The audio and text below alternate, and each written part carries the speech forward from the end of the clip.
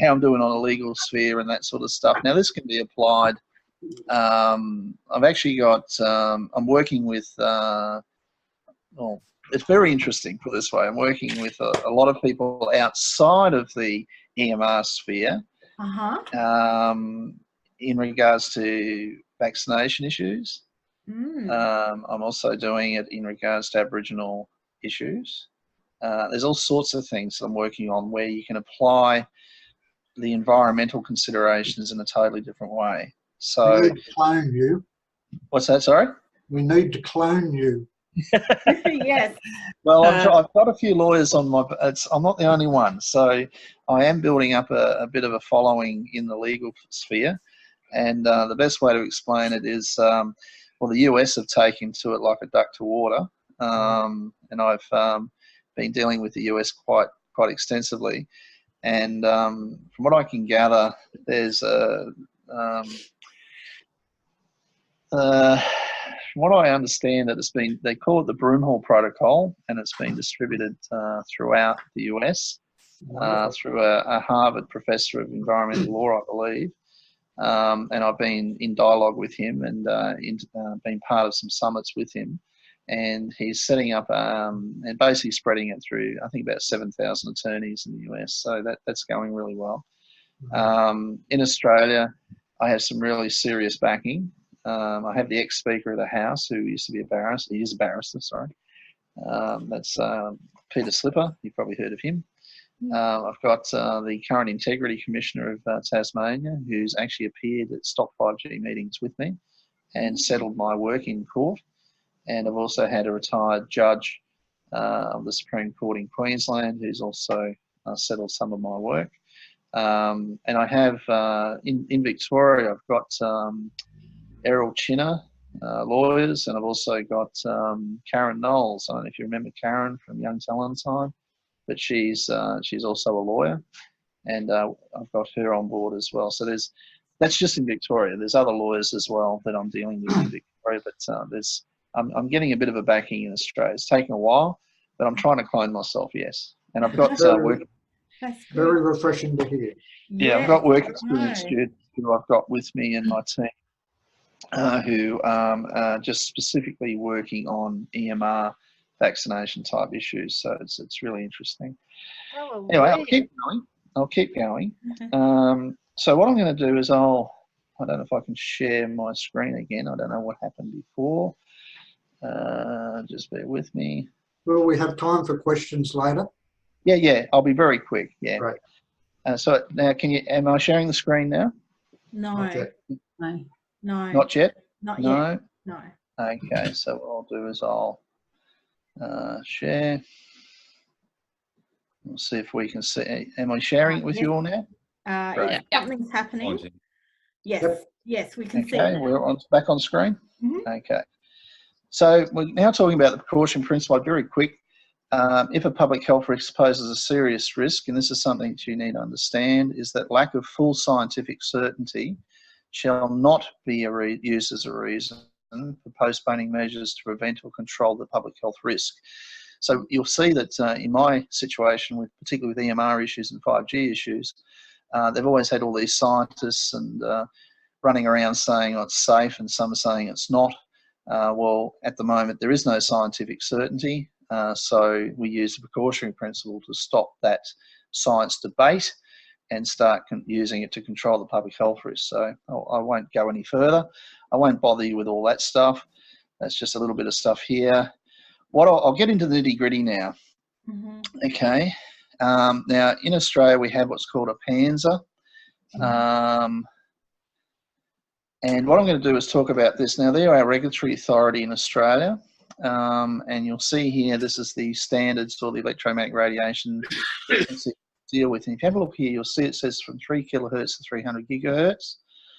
Inside the standard, you'll see where I've highlighted here, it says in a study in Sydney, Hocking et al. In 1996 showed increased incidence of mortality rates of childhood leukemia in the aggregate of 3 local authority areas close to VH transmitters compared to another areas further away. What Hocking did, Dr. Hocking, he was the chief medical officer for Telstra at the time, and he found a cancer cluster, a 60% increase in deaths in children with childhood leukemia around these towers. Wow. He was sacked. It was published in the peer-reviewed and published in the Australian Medical Journal, which basically means that's the smoking gun that we have in Australia, that this was known to everybody that it caused childhood leukemia. Okay.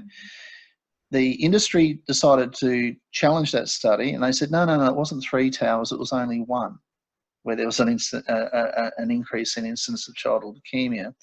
So Hocking did another study, and he found the same thing again, and he did it with others, and to refute what the industry were trying to tell him.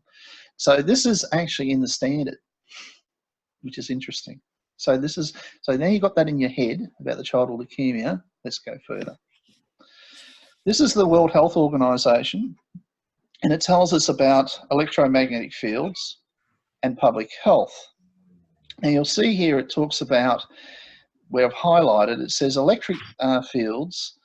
It says electric and magnetic fields. So they're 2 separate things. We have electric fields and magnetic fields. And the best way to explain it is when you have an electrical current going through something, either through a cable or through the air, you have a magnetic field that's created around that electric current. So we have the 2 things. Now, when Hocking did the study, it was based on magnetic fields, all right, not the electric field, all right? So it's the leukemia is based on magnetic fields, not the electric field. Now, it says here, electric fields arise from electric charges are measured in volts per metre and are shielded by common materials such as wood or metal. However, magnetic fields arise from the motion of electric charges, i.e. a current, and are expressed in Tesla, or more commonly in millitesla or microtesla. Now, can you see the microtesla there? It's in UT. See that? And this is what I want you to really start thinking about. Magnetic fields in UT, which is microtesla. Then we find this. This is in the WHO. This is just down the next page. And it says here, I'll just read the first part of it.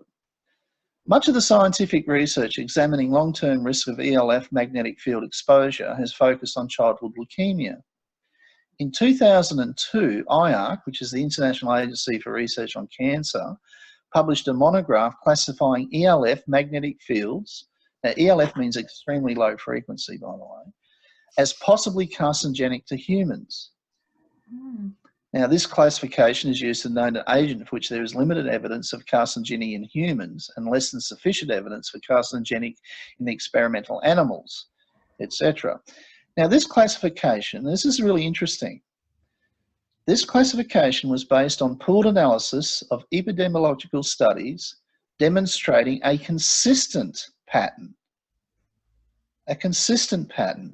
of a 2-fold increase in childhood leukemia associated with average exposure to residential power frequency magnetic field above 0.3 to 0.4 microtesla.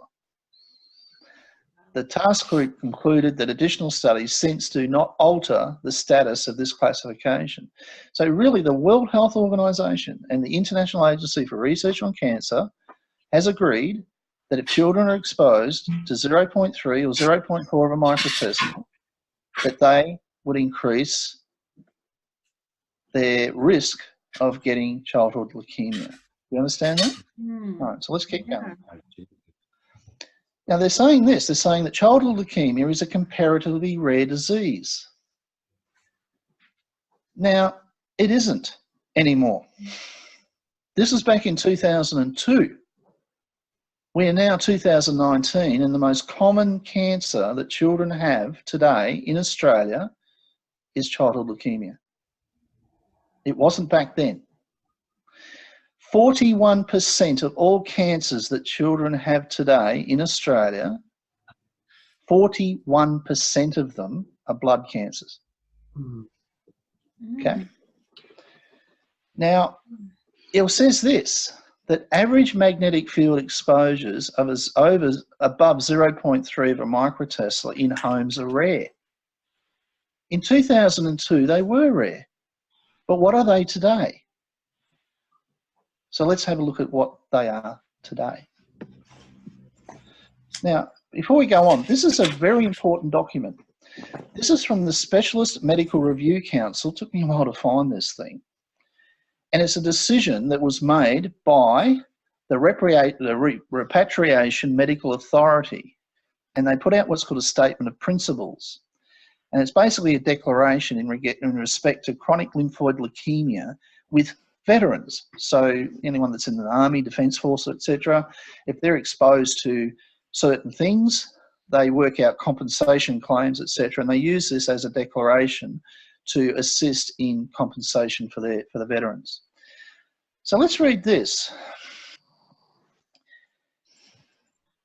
If we read the second bit, and it says, and declares, the last bit, and declares that there is sound medical scientific evidence on which the RMA could have relied on to amend the statement of principles to include the factors applying to chronic lymphotic leukemia as set out below. Non-ionising radiation. Now, if that's not how could I explain it? The government telling us that exposure to non-ionising radiation causes leukemia, I don't know what is. Yet you've got our regulatory authority, our PANSA, telling us that there are no established health effects. Yes. Okay? Really? Well, what's this then? Okay, let's keep going. Now, this was a study by a gentleman called Ollie Johansson, and I spoke to him and he assisted me and he said that I put out this study back in 2007 in regards to personal digital assistants or cell phone units. And the best way to explain it, remember in the old days, you used to have the BlackBerry and you used to have that little stylus pen. Instead of having a touch screen, you use the stylus pen to touch the screen. Well, if you have a look here, look at about the fifth sentence from the bottom of the paragraph. It says this. It says that switching the PDA unit from off to on position resulted in single ELF EMF pulses of over 90 microtesla on 2 units. Wow. So that Palm Pilot or personal digital assistant cell phone in that study showed that those devices were way above the 0.3 of a microtesla that the World Health Organization is telling us. What's this? Okay, so I want you to reflect and think about that for a moment. Let's look at another study. You think that's bad? Wait, you see this one. This is about smartphones and programmable shunts. And it tells us about the iPhone S5, or 5S, sorry, and the Samsung Galaxy S5, which are obviously a little bit older phones than we've got today. They worked out what we call the magnetic flux density, or they worked out the Gauss, and I'm going to show you, let's have a look at the Gauss on this, shall we? So if we go down, the results, you'll see where it's highlighted there. Maximum magnetic flux density, which is the power density or the magnetic field, found was 62 Gauss for an iPhone 5S and 61 Gauss for a Samsung Galaxy S5. Now you're probably thinking, what's a Gauss? Well, let's have a conversion. Let's look at the conversion, shall we? Yeah, if I look on the far left, you'll see that 1G, we go back, it says 62G for an iPhone 5S, 61G for a Samsung Galaxy. So let's find out what 1G is in microtesla. If we go across, see the microtesla? Oops, sorry. Oh, that wasn't meant to happen. Okay. If you look across, you'll see 1G for the microtesla equals 100 microtesla. Can you see that? Mm-hmm. So what that means is that 62G is 6,200 microtesla from an iPhone 5S that our kids are being exposed to in the home. All right? Remember, 0.3 of a microtesla ain't good. Then we have the regulatory authority telling us, can my child use a mobile phone? Concern has been expressed with regard to mobile phone use by children. At present, there is insufficient scientific evidence to substantiate the hypothesis that children may be more vulnerable than RF EME emissions from mobile phones in adults. They're actually correct. They're referring to RF. They are not referring to ELF, EMF, which is magnetic fields. They're only referring to the RF field or the electric field. Do you see the difference? This is a bit of spin that goes on, all right? Yeah. Now, if we have a look at something like this, this is what's produced by the industry itself, and it tells us this is what we call environmental EME reports. EME report means electromagnetic energy report from various towers, and this one's in particular in Victoria, and you just happen to see this is a TPG one. This is one of the ones I stopped around the country. I actually happened to stop them in Victoria, even though I also stopped them in Randwick in New South Wales. But you have a look at it, and it says there, you'll see here, it talks about the proposed configuration. You'll see there it talks about the electric field. You see that in VM?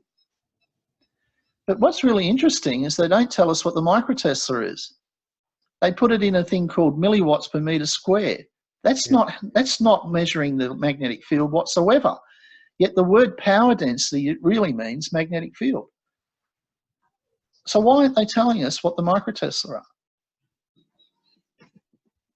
Okay, a lot of people get EHS, but I won't go into that. These are just some things that I'm not going to go there because we haven't got time. So I won't bother you with all this stuff. But what I do want to talk to you about, I'll keep going. Why is that not letting me go any further? I don't want to play that. That might freak you out. Do you want to hear the frequencies? Yeah. Yeah. Cover your ears. Yeah, or does it show the physics of it? Well, I don't put it want on to do mute. it. You might, some of you might get harmed by it. All right, well, I'll play it. Fuck, all right. That's 1 kilohertz. 2. You should stop over 8. Some will still hear it though.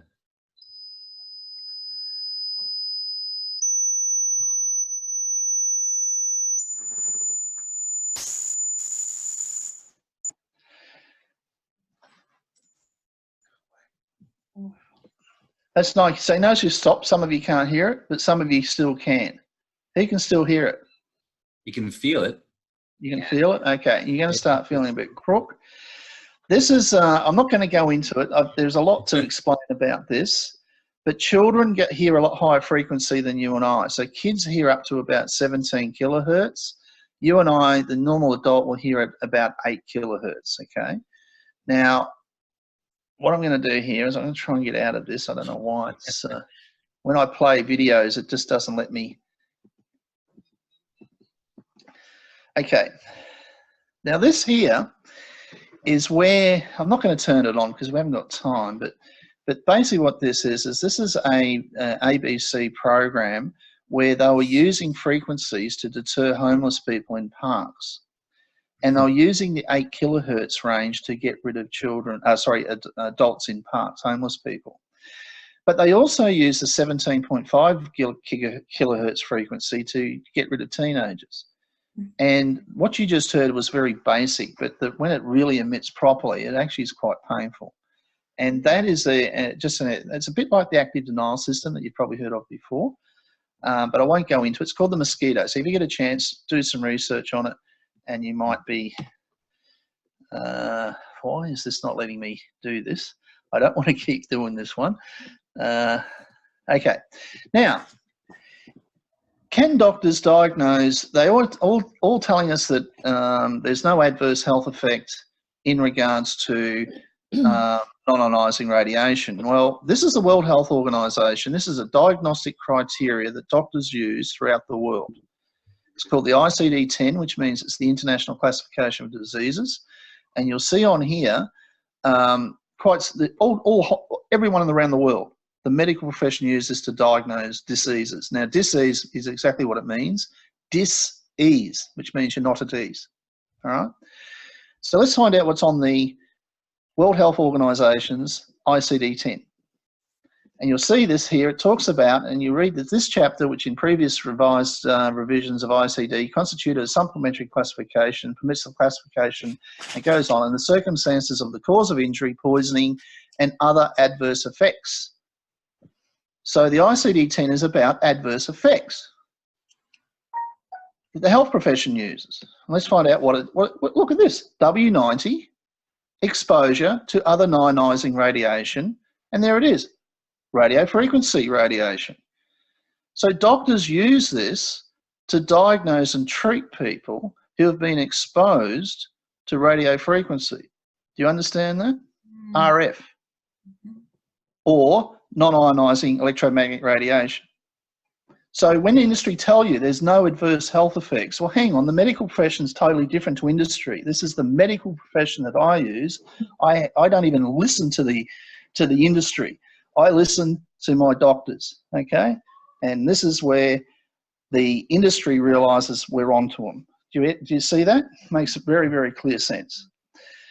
Now look at this. This is a medical report, not the redacted ones I talked about before. Look at this one. This doctor is saying that the AMA, which is the Australian Medical Association, has advised that biomedical devices may be affected by the electromagnetic emissions from the 5G mobile towers. Our patient, who lives within 80 metres of the proposed location, he is fitted with a cardiac pacemaker. We are concerned that his pacemaker may be affected by the electromagnetic emissions. Can you imagine that stopping a pacemaker? That thing I just told you about, the 62G or the 6,200 microtesla for the programmable shunts, that's actually a shunt that's been placed in the brain, and it's used. It uses electricity in order to do whatever it does in the brain. We can imagine if that's affected by a mobile phone. All right. Now, what does our PANSA tell us that 5G is? I'm going back now to, PANSA is our Australian Radiation Protection and Nuclear Safety Agency. Now, let's find out what the hell 5G is in their eyes. And there it is. New technology using millimetre waves. Now, this is where your eyes are about to be opened and your consciousness will be revealed, okay? New and emerging technologies are operating at frequencies greater than 6 gigahertz. Now, just understand what 6 gigahertz is. When Dr. Bruce Hocking first found leukemia with kids in Sydney, around those broadcast towers from electromagnetic radiation, that was at 50 hertz, which is 50 cycles per second. Do you know what that means?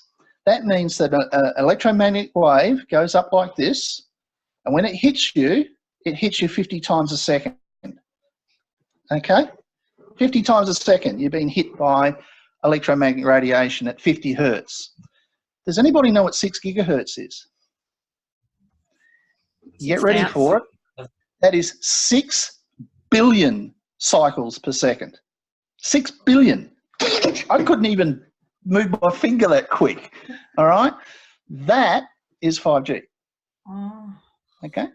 Now, for example, it talks about millimetre wave scanners, and we'll talk about that later, the 5G phone network, and wireless power transfer systems. What is a wireless power transfer system? Well, that's what I'm about to tell you about, and that is the awareness that you're about to be hit with. 5G is not just about sending data through microwaves. It's also about sending electricity through microwaves to power your lights, your mobile phones, without having cables anymore, with powering autonomous vehicles, so you don't need to put them and charge them with batteries either. It's all about removing power lines throughout the entire world and having everything wireless through electricity, through the air, without cable. That's what wireless power transfer means, all right? That is what 5G is. Okay. Now, just to prove it, feasibility of 5G grade dedicated RF charging technology for wireless powered wearables. So you'll see there in that little diagram there, for decades, wireless energy transfer and harvesting remained of a focused attention in the research community, but with limited practical applications.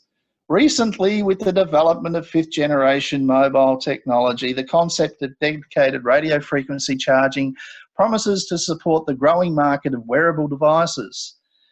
In this work, we shed light on the potential of wireless RF power transfer by elaborating upon feasible system parameters and architecture, etc., etc., etc. When we talk about wearables, we're talking about mobile phones. We're talking about tachometers. We're talking about all sorts of things that you can wear on your body, pacemakers to whatever. They're all going to be charged wirelessly with electricity zipping through the air through 5G. Now, when you see the macro base station there in that diagram, that's the towers are going to emit not only data, but electricity to power these devices, including autonomous vehicles, etc. Okay, let's keep going. This is the ICC, ICCC, which is the Americans. That's their top dog. There's a World International Conference on Communications in China, and it's just been held in August. And that was a workshop on advanced technologies in wireless power transfer and communication networks in the same vein. That's what it's about. All right. Now, currently, right now, in Egypt, we have what's called the World Radio Communications Conference, where Australia is a delegate, and they're setting this frequency standard, and they're trying to increase it up to 92 gigahertz throughout the world. Yes. Whoa. That's what's going on right now. Elon Musk, I'll get to him in a minute. About this World Radio Communications Conference. Okay, let's keep going. Anyway, there's a little bit more there about it, but I don't go into it. Okay, you heard of Raytheon. Now, Raytheon, they're the ones that sort of had a lot to do with developing millimetre wave wireless power transmission technologies. And they're basically part of the Department of Defence. They actually provide all weapons and everything throughout the world. Wow. Let's have a look at it. This is their presentation, not mine. This is theirs. The RF wireless power beaming history and notable demonstrations to date. Millimetre wave power beaming analysis and key advantages. Millimetre wave transmitter technology and rectifier technology. Let's have a look at it. How it developed. So here we go. 1963, they were playing around with modern microwave power transmission. So this is microwaves we're talking about. Okay, same stuff that comes out of your oven, microwave oven, no different. Okay, and you can see here, notice something really interesting back in 1963. Look at that, 2.4 gigahertz. All your 4G folks is operating at 2.45 gigahertz. I don't know if you knew that. They've been doing this for ages. Okay, let's keep going. This is called a Raytheon. Now, this is how they basically convert the power and transfer it. Now, what you have there is a magnetron. You'll see that on the far left, a 1 kilowatt magnetron. A magnetron is exactly the same device that you see in a microwave oven that produces microwaves. It's no different.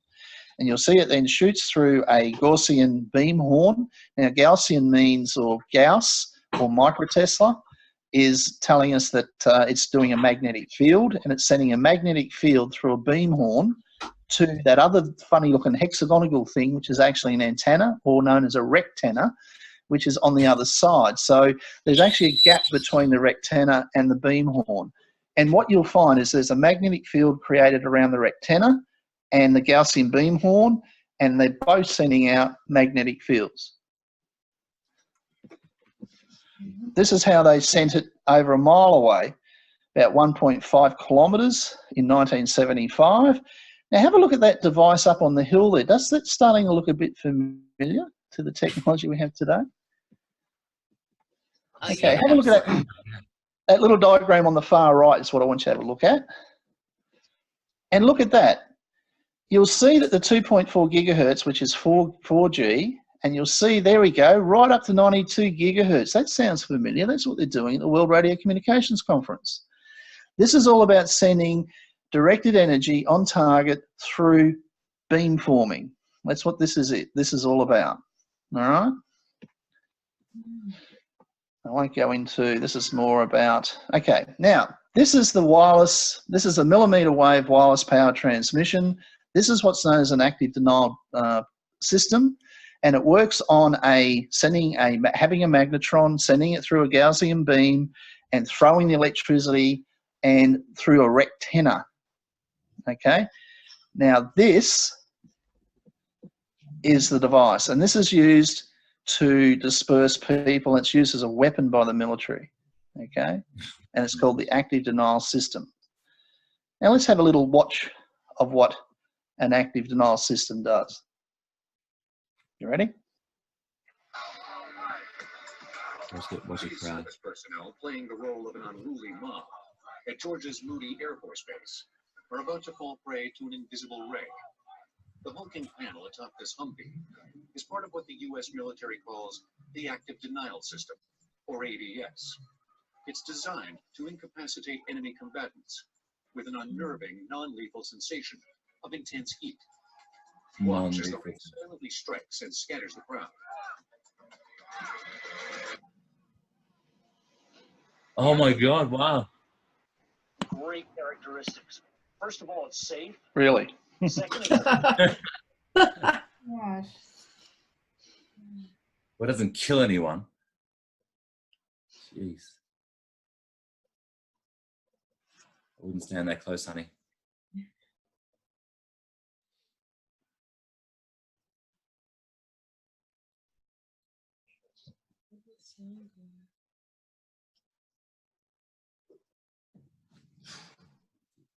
Rectenna. a roughly antenna-sized beam downrange. Cross on a stick. Mine. Or for the cameras and other visual. Laser Okay, we won't go any, I'll stop that because we've got a lot more to tell you. So, okay, so is this starting to be interesting, folks? Very. Very. Okay, You know, in about okay, 6 minutes, I might have to log on and log, you know. okay, Yeah, and I have to log on again for. another- okay. Well, what I'm going to do very quickly is I'm going to talk about this now. So how do they spread this? So that beam you saw is the same beam that they're going to send from space and from towers and everywhere around you. Now I'm going to tell you something else. High altitude pseudo satellites, they're going to be equivalent to 1,800 mobile base stations. Their altitude will be 20 kilometres above the Earth. They have a 200 kilometre radius. They send 5G through data and power, and they fly for months at a time. Okay.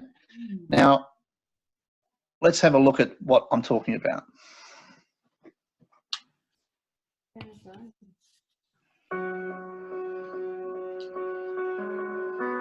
This is right now, folks. This is actually happening.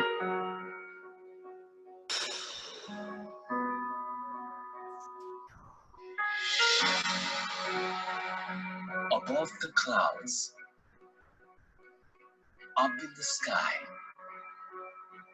bordered by the space, 800 metres long. 80 metres long, sorry. SoftBank's next generation telecom system. High altitude platform station, HAPS. With 78 meters of wingspan and 10 propellers, HAPS is a lightweight aircraft flying at 110 kilometers per hour. The large wing surface is covered by solar panels. In the stratosphere, there is plenty of sunlight during daytime, and the weather is mild throughout the year with little change in the wind speed. This condition makes a long-term stable flight possible. The aircraft keeps flying in a certain area for months, powered completely by the sun. One HAPS operates as a cell site with radio coverage of 200 kilometers in diameter, which delivers a telecom network serving the entire ground. Standby aircrafts are always ready to take off for maintenance and emergencies to offer constant and stable services to customers.